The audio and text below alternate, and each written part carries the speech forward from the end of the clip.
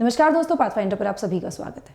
दोस्तों, नागरिकता संशोधन अधिनियम 2019 जब से संशोधन लाया गया है तब से ही कुछ ना कुछ इसको लेकर बवाल उठता रहता है।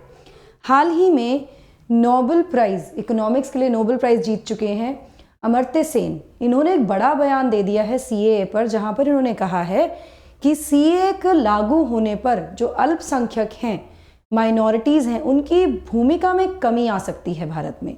एग्जैक्टली क्या कहा है, क्यों ऐसा कहा है, इसके बारे में बात करेंगे और साथ में सीएए को ब्रीफली समझने का प्रयास करेंगे आज के सेशन में।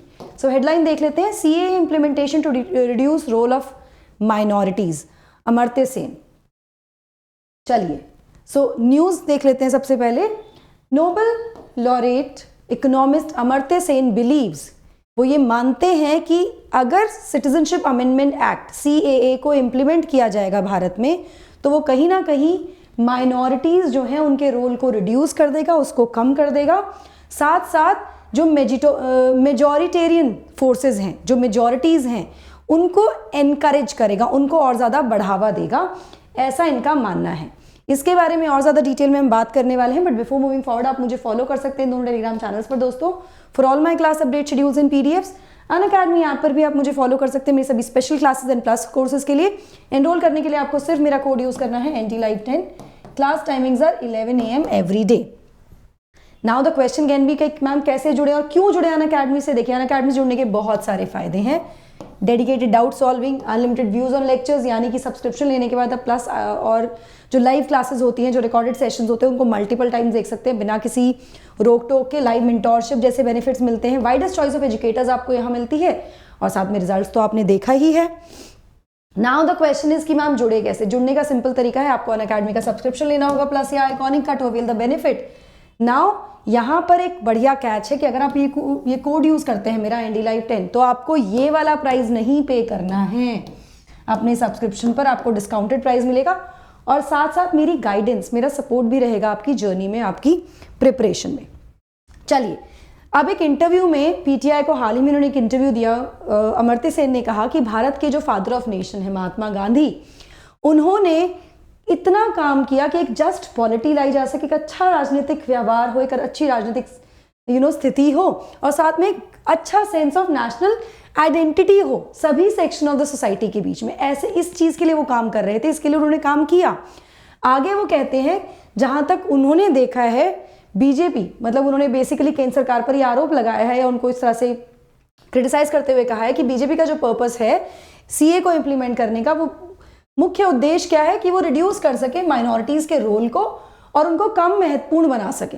साथ ही ऐसा करने से एक तरफ तो माइनॉरिटीज के रोल को रिड्यूस किया जाएगा, उनको ऐसा इनका मानना है, ठीक है। दूसरी तरफ डायरेक्ट या इनडायरेक्ट वे में ये जो हिंदू मेजॉरिटेरियन है उनके रोल को एक तरह से इंक्रीज कर देगा भारत में इस एक्सटेंट तक कि वो अंडरमाइन कर सके माइनॉरिटीज को, ऐसा इनका मानना है। ऐसा इन्होंने हाल ही में दिए एक इंटरव्यू में कहा। इसके आगे जब इनसे पूछा गया कि जो बीजेपी लेड यूनियन गवर्नमेंट है, फिलहाल जो बीजेपी की सरकार चल रही है देश में, क्या उसने स्थिति को इंप्रूव किया है, परफॉर्मेंस में इंप्रूवमेंट आया है, तो यहाँ पर मिस्टर सेन ने नेगेटिव में रिप्लाई किया और उन्होंने कहा कि मुझे नहीं लगता कुछ इंप्रूव हुआ है। एंड उनका कहना है कि वो सोचते हैं कि भारत को रिकग्निशन चाहिए कि सभी नागरिक जो हैं यहाँ पर, What India needs is a recognition that every Indian, जो भी भारतीय इस देश में है, उनकी कुछ राइट्स है, उनको रिकॉग्नाइज किया जा सके। एंड वो आते हैं या वो जो लोग हैं जो रहते हैं, जो नागरिक हैं इस देश के, वो इस देश के नागरिक हैं, being the people of this country, they membership of the nation, इस देश के नागरिकों की तरह, मेंबरशिप की तरह वो यहाँ रह रहे हैं, ठीक है। उनकी कुछ राइट्स भी हैं। यही है जो महात्मा गांधी चाहते थे करना, सभी को समान अधिकार मिले, सभी के पास समान अधिकार हो। यहाँ पर आगे मतलब इस इंटरव्यू में उन्होंने महात्मा गांधी का बहुत बार जिक्र किया और फिर से महात्मा गांधी के बारे में उन्होंने बात करते हुए कहा कि महात्मा गांधी बिल्कुल भी ऐसा नहीं करते थे कि वो किसी एक ग्रुप को दूसरे ग्रुप के अगेंस्ट कल्टिवेट करें। साथ में उनका कहना है कि वो खुद एक बहुत स्ट्रांगली कमिटेड हिंदू थे, रिलीजियस मायनों में, धार्मिक मायनों में। उसके बावजूद वो जो मुस्लिम माइनॉरिटी है वो उनको और भी ज़्यादा स्टैंडिंग देते थे as then they had at the time before independence, जो उन्हें आज़ादी से पहले नहीं मिली थी। तो यहाँ पर उन्होंने कई बार महात्मा गांधी का जिक्र किया, उनकी जो भी पॉलिसीज रही उनके बारे में बात की। चलिए सीए को समझ लेते हैं एक बार हम। तो सीए को इंट्रोड्यूस किया गया था by Narendra Modi led government in 2019 में संशोधन लाया गया था। जो लॉ है वो रास्ता देता है भारतीय नागरिकता को देने का, ग्रांट करने का, नागरिकता प्रदान करने का कुछ क्लासेस को ऑफ इलीगल इमिग्रेंट्स, मतलब जो गैर कानूनी रूप से जो प्रवासी यहाँ रह रहे हैं, जो यहाँ आए हैं लोग, उनको नागरिकता देने का एक ऑप्शन यहाँ पर दिया गया है अकॉर्डिंग टू दिस लॉ, इस लॉ के द्वारा, जो कि हमारे नेबरिंग कंट्रीज से आए हैं। Neighbouring countries, the 3 countries Afghanistan, Bangladesh and Pakistan. ठीक है, इसको काफी ज्यादा क्रिटिसाइज किया गया क्योंकि ऐसा माना गया कि ये डिस्क्रिमिनेटरी है अगेंस्ट मुस्लिम्स, क्योंकि इसमें मुस्लिम कम्युनिटीज को इंक्लूड नहीं किया गया under the CA act. Now together with the proposed NRC, national register of citizens, इसके साथ सीए क्रिटिसाइज किया गया बहुत ज्यादा कि ये एक तरह से एक टूल है जो कि मार्जिनलाइज कर रहा है मुस्लिम समुदाय को। ये इसका क्रिटिसिज्म दिया गया है बहुत बार।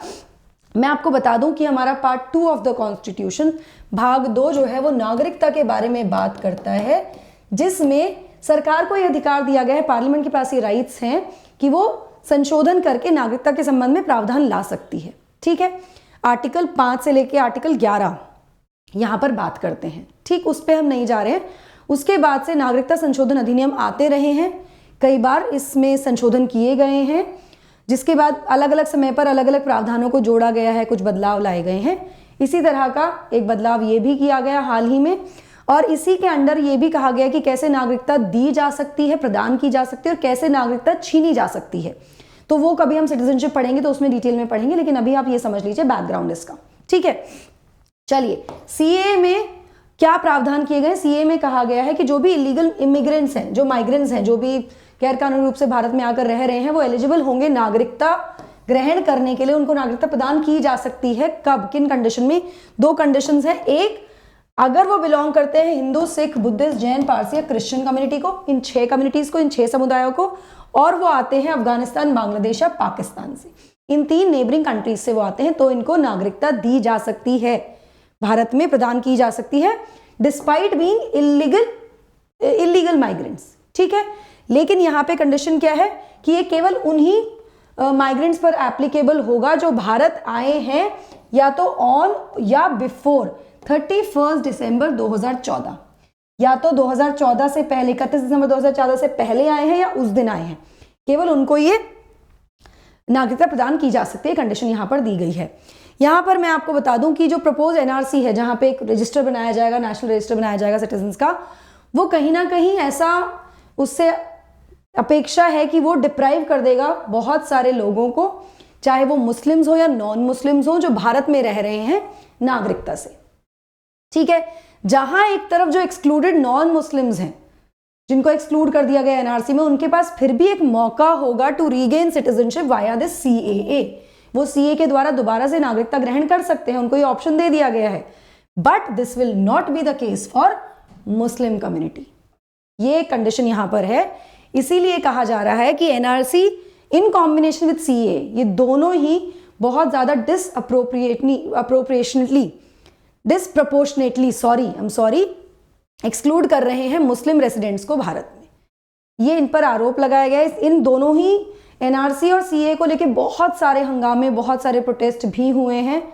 काफी लंबा ये चला है, सुप्रीम कोर्ट में पेंडिंग है। यहाँ मैं आपको बता दूं कि अभी भी ये इम्प्लीमेंट नहीं हुआ है। सीए अभी इम्प्लीमेंट नहीं हुआ है। जो रूल्स इसके अंडर दिए गए हैं वो अभी तक भी फ्रेम नहीं हुए हैं कंप्लीट तरीके से, तो ये लागू नहीं हुआ है।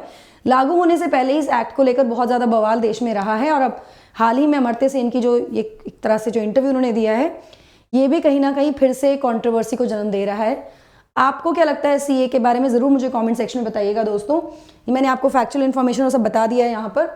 सो 2024 की अगर आप तैयारी करना चाहते हैं, दिस इज़ योर टाइम। 19 तारीख से हमारे बैचेस शुरू हो रहे हैं, जहाँ पर आपको mains test series, prelims test series मिल जाएगी। टॉप एजुकेटर्स पढ़ाएंगे। एनसीईआरटी सीसैट की कवरेज भी यहाँ पर मिलेगी। आपको सिर्फ मेरा कोड यूज़ करना है ND-Live10 to enrol for the batches. इसी के साथ साथ मैं आपको बता दूं, टॉप एजुकेटर्स जो हैं इंडिया के, वो यहाँ पर आपको पढ़ाने वाले हैं, इस प्रिपरेशन में आपके साथ होने वाले हैं। अभी जाके जुड़ जाइए प्लेटफॉर्म से। लोन फैसिलिटी अवेलेबल है यहाँ आपके लिए। इसी के साथ साथ मैं आपको बता दूं कि जस्ट गिव मी 1 मिनट जी, last mile free interview guidance programme is also available there. आपको से मेरा कोड यूज करके एनरोल करना है। नया लॉन्च हो गया है academy centre for UPSC CSC in old Rajendra Nagar. यहाँ पर भी आप एनरोल कर सकते हैं। 2024 के फाउंडेशन बैच के लिए एडमिशन ओपन है। यहाँ मैं आपको बता दूं कि अगर आप सब्सक्रिप्शन लेते हैं ऑफलाइन तो आपको एक्सेस मिलेगा प्लस क्लासेस और टेस्ट का भी, तो आपको डबल बेनिफिट मिल जाएगा यहाँ पर और एनरोल करने पर। So that is it from my side. I hope you like the session. Do not forget to like, share and subscribe to the channel and also hit the bell icon so that you get notifications about our latest updates. Thank you so much. God bless. Take care.